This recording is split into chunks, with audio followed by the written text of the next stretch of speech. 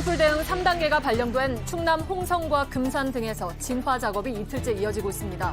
주택과 축사를 잿더미로 만든 홍성 산불이 시작된 걸로 추정되는 현장의 블랙박스를 입수했습니다. 올해로 75주년을 맞아 열린 제주 4.3 희생자 추모식장 앞에서 극우단체가 집회를 시도하다 유족들의 항의를 받고 쫓겨났습니다. 이런 가운데 지난주 국민의힘 의원이 주관한 국회 세미나에서는 4.3 양민 학살을 베트콩 포탕 작전에 빗대는 발언이 나왔던 것으로 뒤늦게 확인됐습니다. 경찰이 서울 강남에서 일어난 납치 살해 사건의 배후에 코인업계 관계자가 있었던 정황을 파악해 수사 중인 것으로 JTBC 취재 결과 확인됐습니다. 이 관계자가 착수금 명목으로 4천만 원을 전달했고 일부 공범이 나누어 가진 걸로 파악됐습니다. JTBC 뉴스룸을 시작합니다. 오늘 첫 소식은 산불입니다. 건조한 날씨에 어제는 역대 세 번째로 많은 34곳에서 산불이 일었고 오늘도 20여 곳에서 산불이 있었습니다.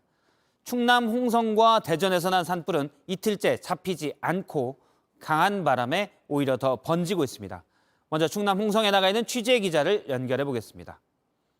정영재 기자, 홍성 산불은 오전만 해도 이제 좀 진화가 되는 듯 싶었는데 다시 커졌네요.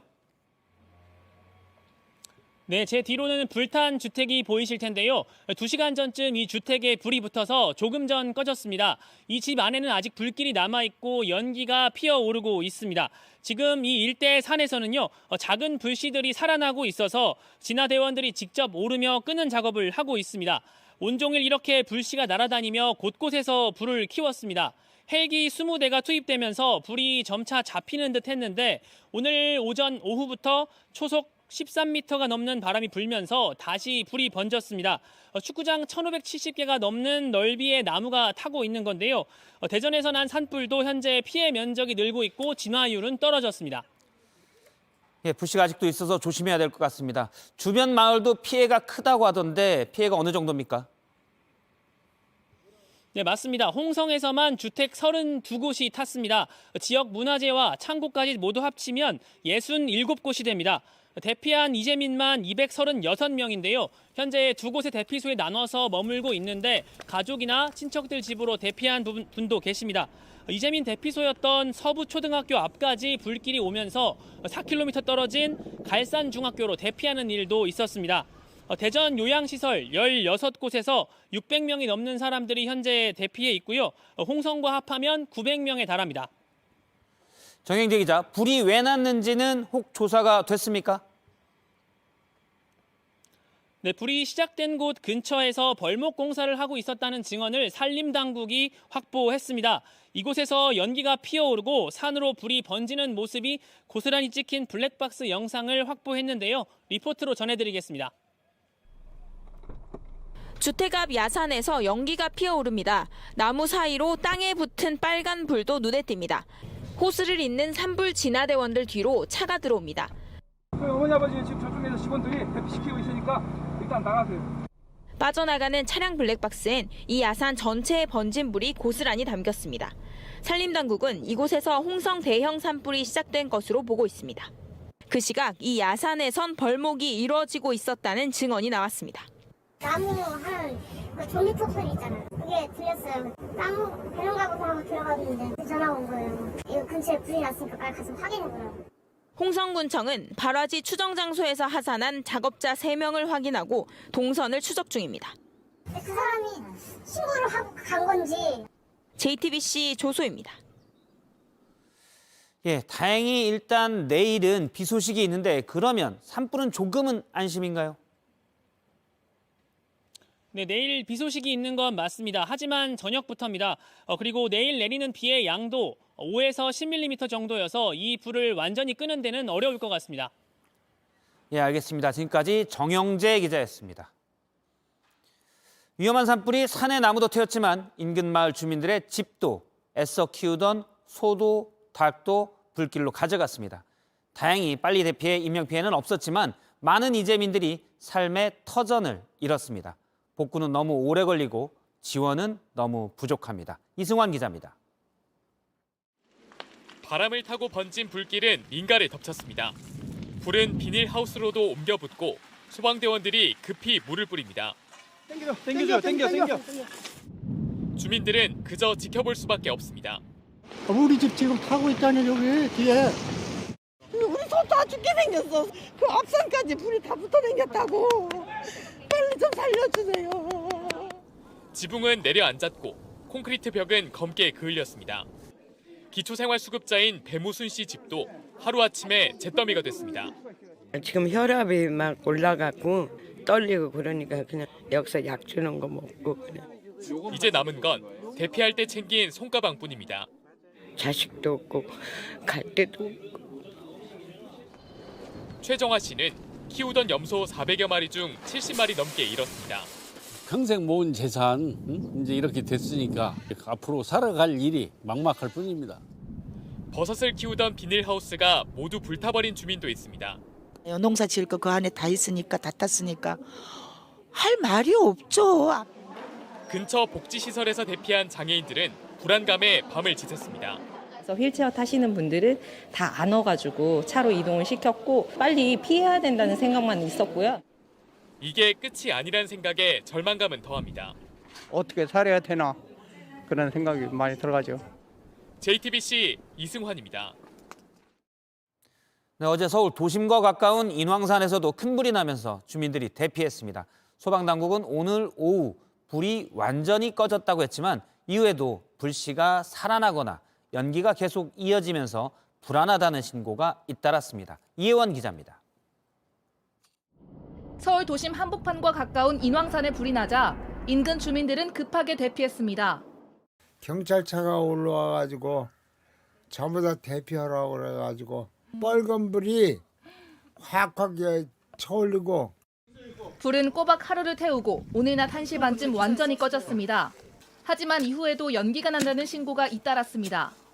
혹시나 해서 한번 올라가 봤더니 연기가 와가지고 신고를 한 것이요. 처음 불이 났던 지점 근처입니다. 저희도 안쪽으로 들어가던 길에 저기 지금 연기가 보이고 있습니다. 소방대원이 남은 불을 확인하러 가고 있습니다. 아래쪽에 물 내려갑니다. 네, 방수해요 그냥. 확실히 하기 위해서 저희가 속까지 다 젖도록 위험한 상황은 아니었어요. 미세한 연기가 올라오고 있는 이곳은 인왕산의 팔부 능선 부근입니다. 여기서 연기가 자꾸 보인다는 신고가 접수된 건데요. 그래서 이쪽을 보시면 조금 전까지 소방대원들이 등진 펌프로 1차 조치를 마쳤습니다. 이곳은 아직도 매캐한 냄새가 가득합니다. 그리고 주변을 한번 살펴보시면 어제 불로 그을린 흔적이 잔뜩 남아 있습니다. 빨간 불이 제법 솟아오르더라고요. 젖었으니까 그 다행이지만 만약 예를 들어서 여기서 이렇게 있다면 아우 사정없이 버텼죠.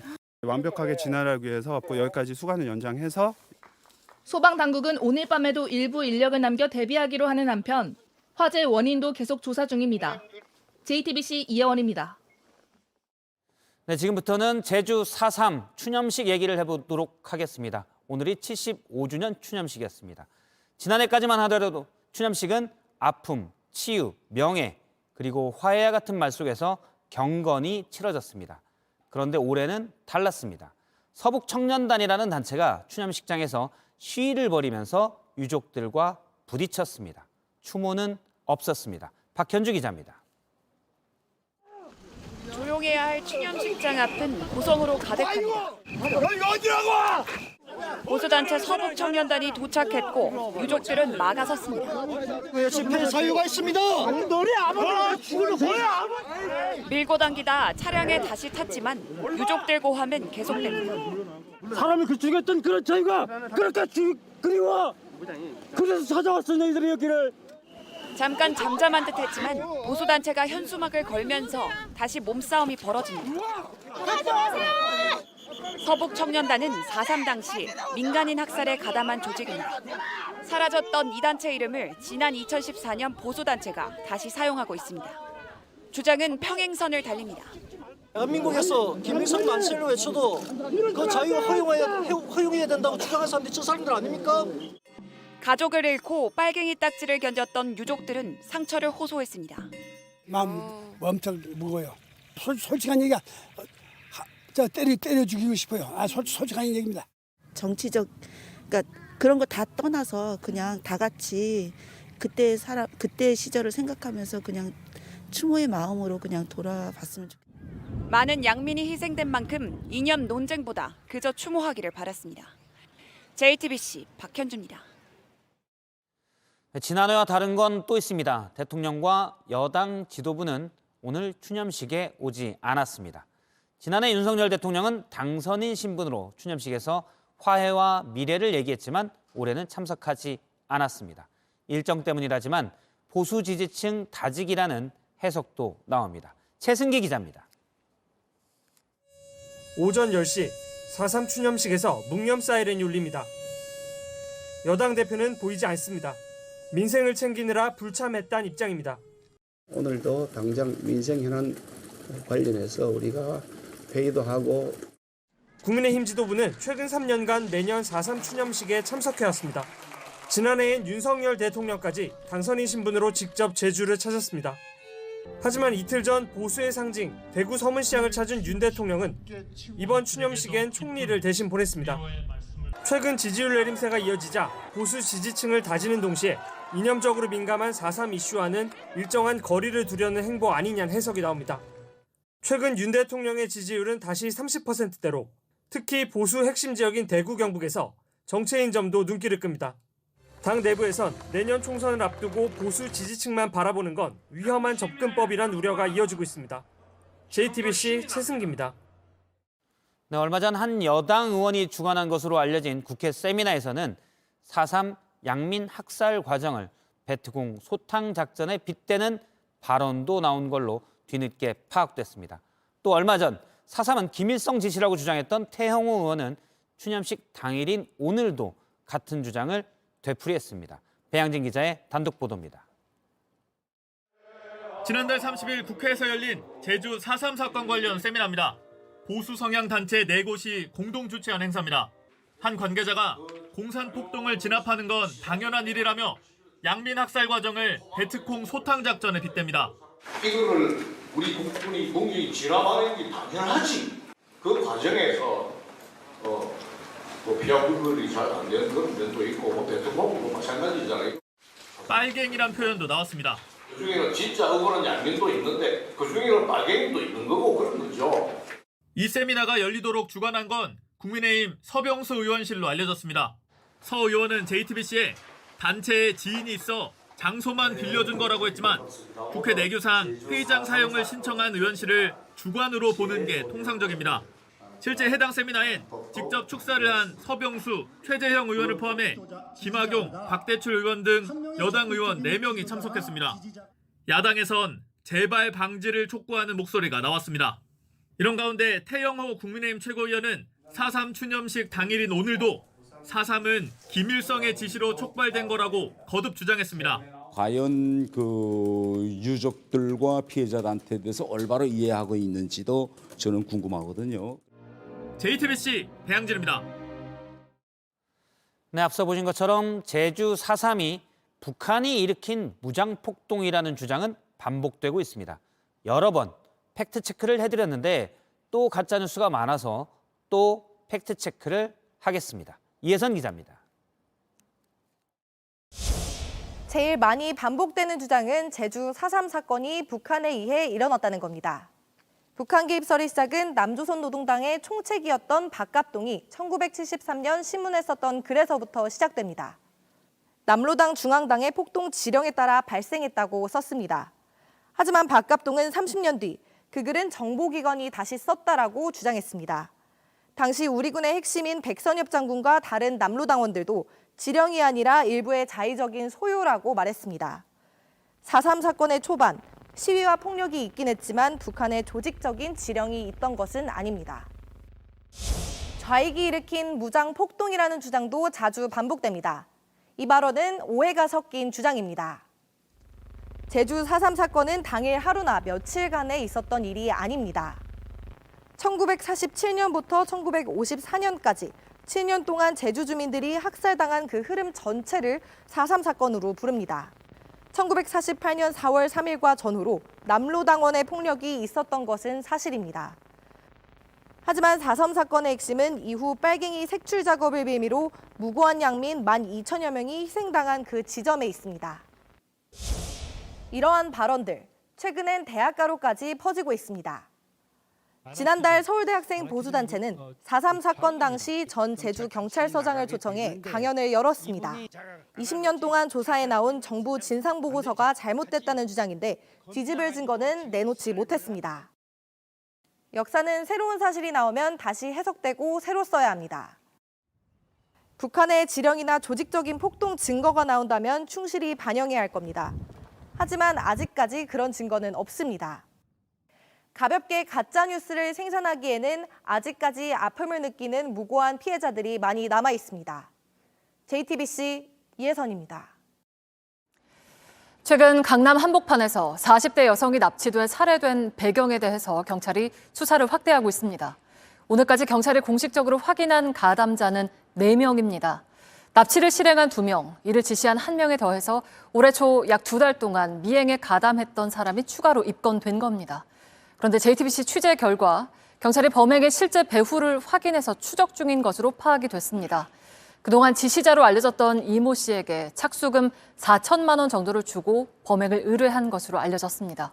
새로운 취재 내용 보시고 취재 기자와 좀 더 이야기 나눠보겠습니다. 먼저 윤정주 기자입니다. 그동안 납치 사대 피의자 3명 가운데 2명은 피해자의 가상자산을 빼앗자는 이모 씨의 제안을 따라 범행에 가담했다고 주장해왔습니다. 주범으로 지목된 이 씨는 경찰 조사에서 계속 범행 자체를 부인하며 입을 닫아왔습니다. 피해자나 유가족들에게 할 말 없습니까? 금품 노린 거라면서 왜 살해한 겁니까? 그런데 JTBC 취재 결과 경찰이 실질적인 배우로 코인업계 관계자를 지목해 수사 중인 것으로 확인됐습니다. 또 이 관계자에게서 이 씨에게 착수금 4천만 원이 흘러갔고 돈의 사용처를 추적 중인 것으로 알려졌습니다. 공범 중 황모 씨는 지난해 9월 처음으로 범행을 준비하며 이 씨에게서 700만 원을 받았는데 경찰은 이 돈 역시 착수금에서 출발한 것으로 의심하고 있습니다. 또 착수금이 만들어진 곳을 찾기 위해 코인업계 관계자들 여럿을 출국 금지 조치한 것으로도 파악됐습니다. JTBC 윤정주입니다. 네, 이번 사건의 배경 조금 복잡해 보입니다. 조혜연 기자와 함께 자세한 내용 짚어보겠습니다. 자, 조혜연 기자, 그러니까 범행의 중심에 한 코인 업체가 있다는 거죠? 네, 당초 주범으로 알려진 이모 씨가 코인 투자로 큰 손해를 본 뒤 피해자를 원망해왔다는 점은 이미 보도가 됐죠. 네. 바로 지난 2020년 11월 국내 한 가상자산 거래소에 상장된 피코인입니다. 피해자도 해당 코인을 상장 전에 대량으로 구매했다가 큰 손실을 본 걸로도 알려졌습니다. 네. 네, 경찰이 이 씨의 배후로 의심하고 있는 코인업계 관계자는 피해자에게 해당 코인을 구매하라고 권유했던 인물이라고 피해자 지인은 전했습니다. 네, 그런데 큰 손해를 보면서 서로가 서로에게 책임을 따지면서 좀 관계가 악화됐다는 겁니다. 네, 그러면 이 씨가 그 납치범들과 범행을 처음 모의한 게 지난해 9월인데 그러니까 관계가 더 본격적으로 악화된 것도 뭐 그때 즈음이라고 보면 될까요? 네, 아직 수사 초기 단계라서 해당 인물이 실제 살인을 청부했다고 보기는 조금 이릅니다. 다만 피해자가 그동안 해당 코인의 시세 조종 의혹과 관련해서 최근 몇 년간 법적 분쟁을 해왔던 점은 좀 확인이 됐습니다.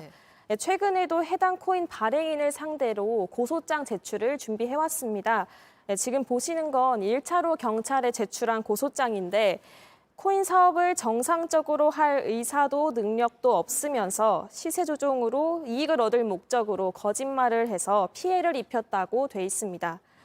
다른 투자자들과 함께하던 단체 대화방에서는 최근 피해 금액, 매수 근거, 녹음 파일 다 모아달라 이런 말을 하기도 했습니다. 네. 그러면 앞으로 경찰 수사는 그 코인 관련 사람들한테 좀 집중이 될까요? 네, 오늘 피의자 3명이 모두 구속된 만큼 앞으로 범행을 지시한 배후에 대해서 좀 집중적으로 수사가 이루어질 것으로 보입니다.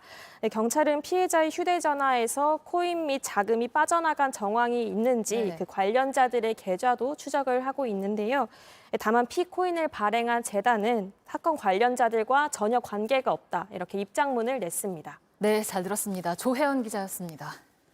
네, 피해자를 납치한 차량이 돌아다니는 동안 경찰의 내부 공조가 제대로 이루어지지 못했다는 비판도 커지고 있습니다. 경찰도 지휘부 보고가 늦었다는 사실은 인정을 했습니다. 수사 이후 감찰을 할 가능성도 나옵니다. 이어서 송승환 기자입니다. 경찰은 새벽 1시 5분 피해자를 납치한 차량을 서울 전역에 수배했습니다. 하지만 차량은 이미 서울을 빠져나간 뒤였습니다. 이후 경기도 용인과 대전으로 이동했지만 경찰 내부에선 공조가 더뎠습니다. 새벽 3시 18분이 돼서야 해당 차량의 차적지를 확인해달라고 대전 관할 경찰서에 요청했고 뒤늦게 경기 남부청과 북부청 고속도로 순찰대에 공조 요청이 이뤄졌습니다. 전국 수배 차량 검색 시스템에 차 번호를 입력한 것도 새벽 4시 53분입니다. 그 사이 차량은 새벽 6시 시신이 발견된 대청댐으로 이동했고 관할서인 수서경찰서장과 서울청장은 1시간 뒤인 오전 7시 무렵에야 각각 보고를 받았습니다. 경찰 관계자는 지휘부에 대한 보고가 늦어진 점을 인정하면서 수사 이후 감찰을 할 가능성도 내비쳤습니다. 수배 차량 입력이 지체됐다는 지적에 대해선 동일한 시각에 비슷한 신고가 들어와 관련성 여부를 확인하다 늦어졌다고 해명했습니다. JTBC 송승환입니다. 이자 장사로 성과급 잔치를 벌였다는 비판을 받자 은행들이 대출 금리를 잇따라 내렸죠. 주택담보대출 금리가 최저 연 3%대까지 떨어졌다고 하는데 아직 체감이 안 된다는 사람들이 많습니다. 왜 그런지 또 어떻게 하면 낮출 수 있는지 오원석 기자가 알려드립니다. 대출 지금 저희들이 한 1억 한 6천 정도 대출을 지금 쓰고 있는데 3%대에서 지금 한 5% 중반까지 올라갔다가 지금 안 내려가고 있어요. 전혀 뭐 피부로 느끼는 거는 없습니다. 지금. 전세자금 대출 가지고 있습니다. 갑자기 6%로 오른 상태입니다. 대출자들이 체감하지 못하는 건 내려간 금리가 신규 대출에만 적용되기 때문입니다. 새로 대출받을 경우 시중은행 4곳의 주택담보대출 금리는 연 3.69%에서 5.94% 수준입니다. 지난달보다 0.7%포인트 넘게 내렸습니다. 하지만 기존 대출자들은 몇 년씩, 짧아도 6개월에서 1년씩 금리가 묶여 있습니다. 기존 대출자에겐 금리 인하 요구권이 있지만 은행이 받아들이는 경우는 많지 않습니다. 소득이나 재산이 늘면 금리를 깎아주는 제도인데 웬만큼 많이 늘지 않는 한 은행들이 신용도에 별 차이가 없다며 안 깎아주기 때문입니다. 차라리 새 대출 상품으로 갈아타는 게 나을 수 있습니다. 다만 주택담보대출은 받은 지 3년 안에 갚으면 중도수수료가 있습니다. 이 때문에 중도수수료와 갈아탄 뒤 줄어들 이자를 비교해서 갈아탈지 말지 결정해야 합니다. 마이너스 통장이 있다면 신용대출을 받아서 통장 한도를 줄일 수 있습니다. 통상 신용대출 금리가 마이너스 통장 금리보다 싸기 때문입니다. JTBC 오원석입니다. 이른 더위에 냉면 한 그릇 하려다가 가격표 보고 놀랐다는 분들 적지 않을 겁니다. 서울 시내 유명한 냉면집들이 잇따라 값을 올리면서 15,000원 안팎은 기본이고 18,000원을 받는 곳도 있습니다. 냉면뿐 아니라 짜장면과 칼국수까지 국수 요리 값이 줄줄이 오르면서 누들플레이션이란 말도 나옵니다. 이상화 기자입니다. 오늘 점심시간 서울 마포구의 한 평양냉면집. 초여름 같은 더위에 줄이 부쩍 늘었습니다.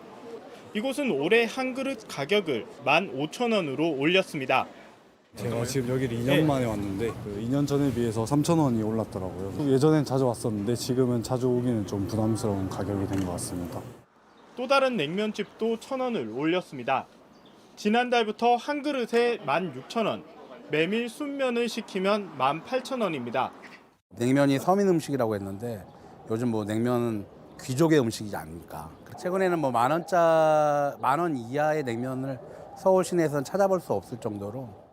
냉면집들은 우크라이나 전쟁으로 2004년 이후 가장 비싼 메밀값이 원인이라고 말합니다. 하지만 지난해에도 같은 이유로 올려놓고 올해 또 1,000원, 2,000원씩 올리는 건 고물가에 편승한 인상이 아니냐는 지적도 나옵니다. 이런 유명 냉면집들이 올린 뒤 다른 곳들이 덩달아 올리면서 서울시 냉면 평균 가격은 10,000원을 넘겼습니다. 밀가격 상승을 이유로 자장면, 칼국수 식당도 값을 잇따라 올리고 있습니다. 그나마 부담이 적었던 국수마저 누들플레이션이라 할 정도로 많이 오르면서 직장인들의 점심 메뉴 선택은 점점 어려워지고 있습니다. JTBC 이상화입니다. 러시아 상트페테르부르크의 한 카페에서 테러로 보이는 폭발 사건이 일어나 한 명이 숨지고 수십 명이 크게 다쳤습니다. 사망자는 러시아의 유명한 군사 블로거인데 러시아의 우크라이나 침공을 적극 지지해온 인물입니다. 선물 상자 속에 폭발물이 들어있었던 것으로 추정됩니다. 김재현 기자입니다. 폭발 충격으로 건물 유리창이 무너져 내립니다. 가게 안에는 부서진 의자와 테이블이 나뒹굽니다. 현지 시간 2일 러시아 상트페테르부르크의 한 카페에서 폭발 사건이 발생해 한 명이 숨지고 최소 32명이 다쳤습니다. 사망한 사람은 러시아에서 50만 명 넘는 구독자를 거느린 유명 군사 블로거 타타르스키입니다. 우크라이나 도네츠크 출신으로 러시아의 우크라이나 침공을 공개적으로 지지해온 인물입니다. Всех победим, всех убьем, всех кого надо ограбим. Все будет как мы любим. Давайте с Богом. 타타르스키는 사고 당시 카페에서 100여 명이 참석한 가운데 토론회를 진행하고 있었습니다. 현지 매체들은 한 여성이 타타르스키에 선물로 준 석고상에 폭발물이 들어있던 걸로 보인다고 전했습니다. 러시아 당국은 반전 시위에 참여한 적이 있는 26살 여성을 용의자로 체포했습니다. 러시아 정부는 우크라이나를 사건 배후로 의심하고 있지만 우크라이나는 관련성을 부인하고 있습니다. JTBC 김재현입니다. 풍력 발전에서 국산 부품 비율이 50%가 넘으면 보조금을 주는데 정부가 최근 이 제도를 없애는 방안을 추진 중입니다. 해외에서 문제 제기를 했다는 이유인데요. 요즘 전기차든 반도체든 각국이 자국 산업 보호에 나서고 있는데 우리는 거꾸로 가고 있는 셈입니다. 박상욱 기자입니다. 정부는 지금의 재생에너지 구조에서 풍력의 비중을 크게 높이겠다고 했습니다. 하지만 아직 국내 풍력 발전 기술은 걸음마 단계입니다. 그래서 해외 기업들이 우리나라에 공장을 지어서 국내 인력과 부품을 쓰면 혜택을 주는 이른바 LCR이란 제도를 만들었습니다. 합작을 통해 경험을 쌓기 위한 겁니다. 이 제도 때문에 덴마크의 베스타스는 공장 설립 등 3억 달러를 투자하기로 했고 다른 세계적 기업들도 뒤따랐습니다. 그런데 정부가 갑자기 없애기로 했습니다. 유럽연합에서 자국산 완제품이 아니라 우리나라 부품을 쓰는 것에 대해 문제 제기를 했기 때문입니다. 결국 해외 기업들은 투자를 없던 일로 되돌리는 걸 검토하고 있는 걸로 취재됐습니다. 국내 업계는 비상이 걸렸습니다. 상당히 타격이 좀 있죠. 이게 우리나라뿐만 아니잖아요. 이게 지금 일본이나 대만 같은 경우에도 ACR에 어느 정도 비중을 높여가지고 스페인의 풍력 선도 기업이었던 가메사는 2012년 보조금 제도가 사라지자 독일 지멘스에 팔렸습니다. 통상 문제를 이유로 자국 산업 기반을 보호할 수 있는 장치를 없앤 후폭풍입니다. 재생에너지 도입 초기부터 국내 기술력을 높일 기회를 놓친다면 에너지 해외 의존은 계속될 수밖에 없습니다. JTBC 박상욱입니다. 이태원 참사 당시 경찰의 부실 대응 의혹을 수사 중인 검찰이 김광호 서울경찰청장을 지난 1일 소환해 조사했습니다. 피의자 신분으로 검찰은 김 청장이 이태원 참사 관련 안전사고의 위험성을 충분히 점검했는지 조사 중입니다. 검찰은 지난 1월 김 청장의 집무실을 2차례 압수수색한 바 있습니다.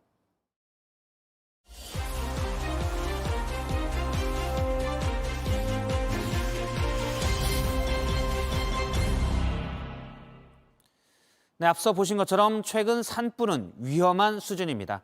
그런데 우리나라 산불의 대부분은 사람 잘못입니다. 그중 또 많은 부분이 해충을 잡는다고 논밭에 불을 놓다가 불이 산으로 옮겨 붙는 경우입니다. 밀착 카메라가 그래서 그 논밭을 태우는 실태를 취재 중이었는데 취재 중에도 바로 인근에서 산불이 났습니다. 김한수 기자입니다. 전북의 한 농촌 마을입니다. 밭두렁마다 검게 그을린 흔적이 남아 있습니다. 네, 이곳에도 현재 하얀 연기가 피어오르고 있습니다. 마른 잡풀과 쓰레기를 한데 모아 태우고 있는데요. 옆으로 와보시면요. 이전에도 한번 태운 듯한 흔적도 보입니다. 이쪽으로 와보실까요? 수확하고 남은 농산물도 현재 태우고 있습니다. 주변에는 비닐하우스가 다닥다닥 붙어 있고 또 지켜보는 사람도 없는데요. 자칫 불이 번지면 대형 화재로 이어질 수 있습니다. 불을 피운 농민은 옆밭에서 작물을 심고 있었습니다.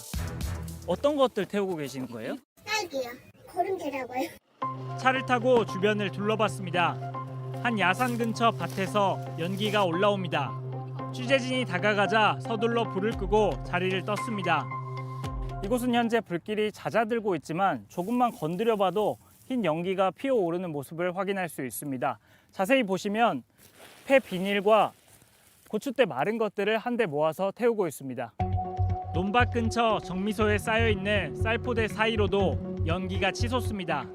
가까이 다가가자 불을 피운 지 한참 된 듯 잿더미가 수북합니다. 불을 좀 떼다가 일을 시작을 해요. 오전에 좀 쌀쌀하니까. 이렇게 허가 없이 불을 피우다 적발되면 최대 50만 원의 과태료를 내야 합니다. 불이 번져서 산불이 나면 3년 이하의 징역형 또는 최대 1,500만 원의 벌금형을 받을 수 있습니다. 취재 중에 산불이 났다고 해서 가봤습니다. 소방 헬기가 쉴 새 없이 오가고 소방대원들은 잡풀 사이에 남은 불씨를 향해 물을 뿌려댑니다. 발화점으로 추정되는 것이 바로 이 샌드위치 패널인데요.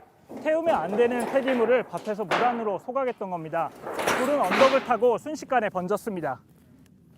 뭐 조금 이래 피우고 가갖고 바람이 생기갖고 옆으로 막 번져보더라고. 지난주 전북 무주에서는 80대 여성이 밭에서 쓰레기를 태우다 화상을 입고 숨지는 사고도 있었습니다. 마을 주민은 지난 수십 년간 그래왔던 것처럼 밭두렁을 소각하기 시작했습니다. 그런데 불길이 갑자기 거세졌고 발화 지점에서 꽤 멀리 떨어진 이곳까지 번지기 시작했습니다. 이곳은 여전히 그을린 흔적이 남아 있습니다. 일부 농민들은 봄철 논밭을 태우면 농사에 도움이 된다고 생각합니다. 해기도 오고 그러려고 걸음도 되죠. 벌거지 죽으라고. 하지만 잃는 것이 더 많습니다. 그 해충이 죽는 게 아니고 익충이 죽기 때문에 농사에 전혀 득될 건 없어요. 전북 고창, 경북 군위, 충남 보령 등 어제 발생한 산불 상당수가 논밭에서 피운 불씨가 화근이었습니다. 마을 어딘가에서 연기가 피어오르면 누군가는 산불이 나는 건 아닐지 조마조마해야 합니다. 순식간에 번져버릴 수 있는 작지만 거대한 이 불씨들, 습관처럼 무심코 태워서는 안 될 겁니다. 밀착 카메라 김한수입니다. 불하트 챌린지라는 게 요즘 청소년들 사이에 유행입니다. 눈송이 같은 가연성 스프레이를 하트 모양으로 뿌리고 거기에 불을 붙이는 장난인데요. 이게 어느 정도로 위험한지 최승훈 기자가 확인을 해봤습니다. 스프레이로 바닥에 하트 모양을 그리고 라이터로 불을 붙입니다. 순식간에 타오르기 시작합니다. 청소년들 사이에서 유행하는 불하트 챌린지 영상입니다. 차도나 보도, 벽에 불을 붙이기도 합니다. 재미있고 보기 예쁘다는 이유로 치는 장난입니다. 소방관 감독 아래 실험해봤습니다. 불을 붙여도 낮에는 잘 보이지 않습니다. 열기가 느껴지긴 합니다.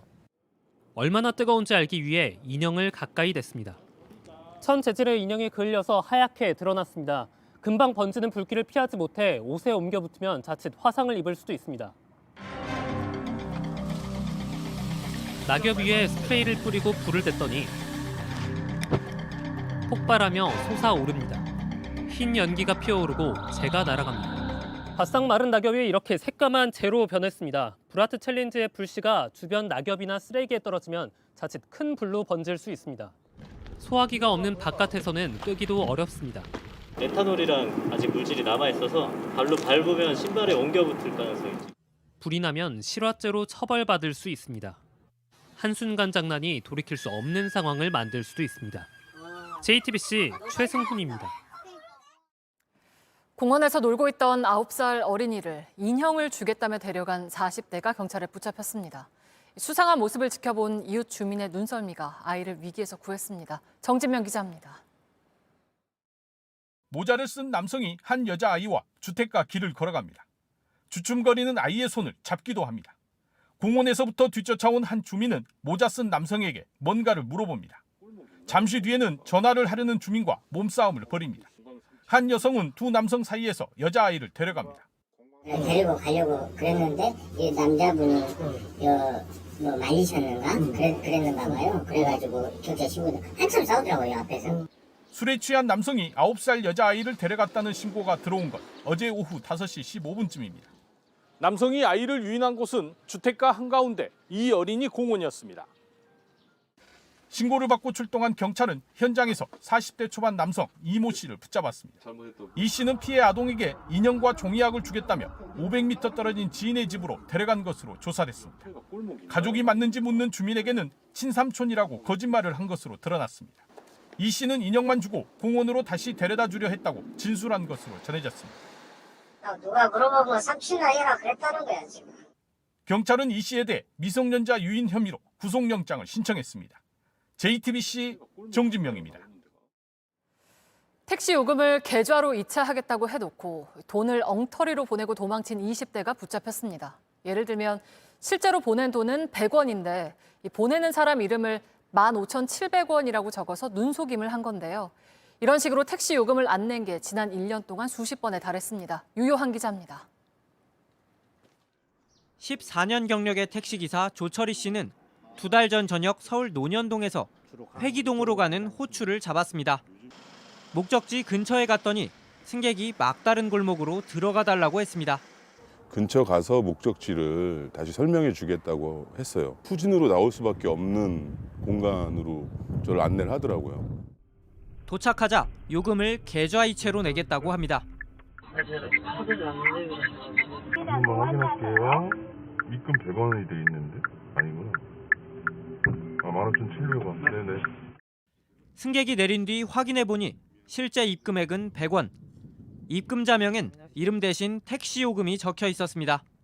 착시 효과를 노린 겁니다. 손님은 이미 사라진 뒤였습니다. 고객님! 큰 소리로 고객님 불렀어요. 그랬더니 그 사이골목으로 또 숨어서 또 뛰어가더라고요. 이 남성은 이런 방식으로 지난해 2월부터 1년간 30번 넘게 택시 요금을 안 내고 달아났습니다. 상습 사기 혐의로 수도권 6개 경찰에서 수배 중이었습니다. 이체한 요금은 1원에서 100원까지 다양했습니다. 나도 조금 젊은 편에 속하는데 좀 고령의 택시 기사님들이 이런 피해를 많이 당할 것 같다라는 생각이 먼저 들었어요. JTBC 유요한입니다. 카카오톡 친구로 등록돼 있지 않은 사람이 대화방에 초대했을 때 여태껏 자동으로 그 대화방에 들어가졌지만 이젠 아닙니다. 그 초대를 수락할지 말지 스스로 선택할 수 있는 기능이 생겼습니다. 모바일 이슈 시작합니다.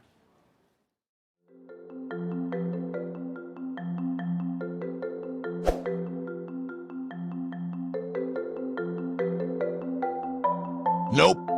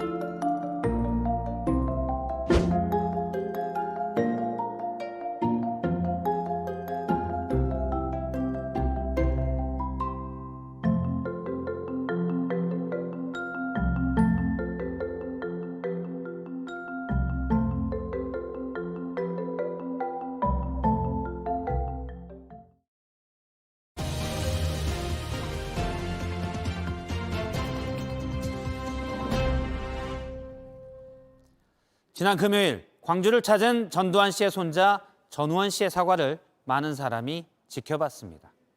전우원 씨의 사과는 사실 갑작이었습니다. 어느 날 갑자기 가족에 대해 폭로하고 며칠 뒤엔 마약을 하더니 또 체포에도 불구하고 귀국해서 광주에 갔습니다. 그리고 가족의 일을 사과했습니다. 그는 왜 갑자기 사과한다고 했을까? 어쩌면 그의 방명록에 답이 있을지 모르겠습니다. 왜 어둠이냐고 물었더니 돌아온 그의 답, 다시 보겠습니다. 저 또한 이기적인 마음에 저의 가족들이 죄를 짓는다는 걸 알면서도 항상 숨어서 죄를 피하면서 살아왔습니다. 그래서 어둠이라고 생각을 했습니다. 그의 할아버지의 만행, 그리고 그 비자금으로 살아온 가족. 그래서 그는 그동안 어둠 속에서 나오지 못했던 건 아닐까. 그래서 비로소 진정한 사과 후에 빛을 마주볼 수 있었던 건 아닐까. 사람이란 원래 불완전해서 그가 앞으로 또 어떤 말, 어떤 행동을 보여줄지는 알 수 없습니다. 그러나 그의 진정한 사과는 많은 사람들을 위로하기에 충분했습니다.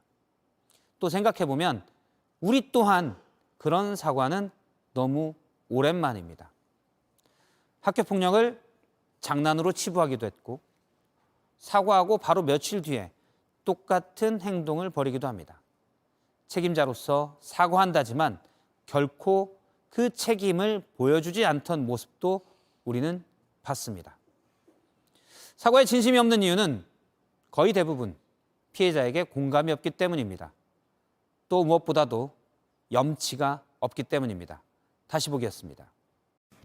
기상센터입니다. 메마른 날씨 속에 어제와 오늘 이틀 동안 50곳이 넘는 곳에서 산불이 발생했습니다.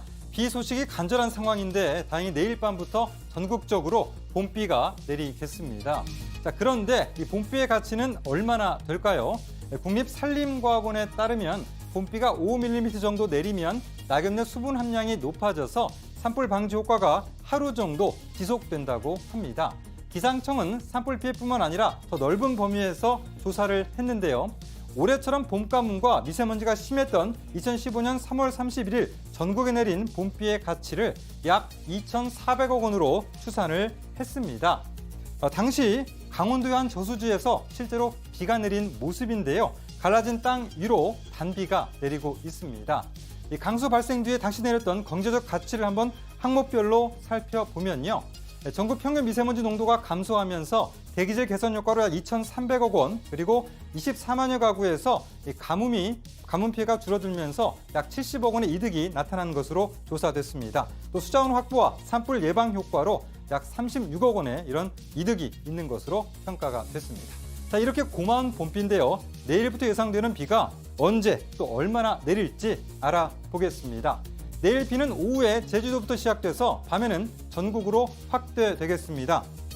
모레부터는 기온이 떨어지면서 예년 이맘때 봄 날씨로 돌아가겠습니다. 비가 목요일까지 이어지면서 예상되는 비 양이 꽤 많습니다. 제주 산간에 최고 200mm 이상, 남해안과 지리산 부근 120mm 이상의 비가 내리겠고요. 그 밖에 전국엔 적게는 10mm, 많게는 80mm의 비가 예상됩니다. 기온 보시겠습니다. 내일 아침 기온은 서울 12도, 대전 10도로 오늘과 비슷하거나 조금 높겠습니다. 낮 기온은 서울 22도, 전주와 대구 22도 등으로 2도에서 5도가량 오늘보다는 낮겠지만 여전히 고온 현상은 이어지겠습니다. 자, 이번 비는 목요일 오전에 대부분 그치겠지만 강원 내륙 지역에선 목요일 밤까지도 이어지겠습니다. 또 비와 함께 미세먼지가 완전히 씻기면서 공기질은 매우 깨끗하겠습니다. 지금까지 기상센터였습니다. 네, 유튜브 라이브 뉴스룸 D가 바로 이어집니다. 박원석 전 의원, 장성철 소장과 함께 제주 4.3 사건과 또 국회의원들의 삭발 정치를 주제로 이야기 나눠보겠습니다. 네, 오늘 뉴스룸은 여기까지입니다. 시청해주신 여러분 고맙습니다.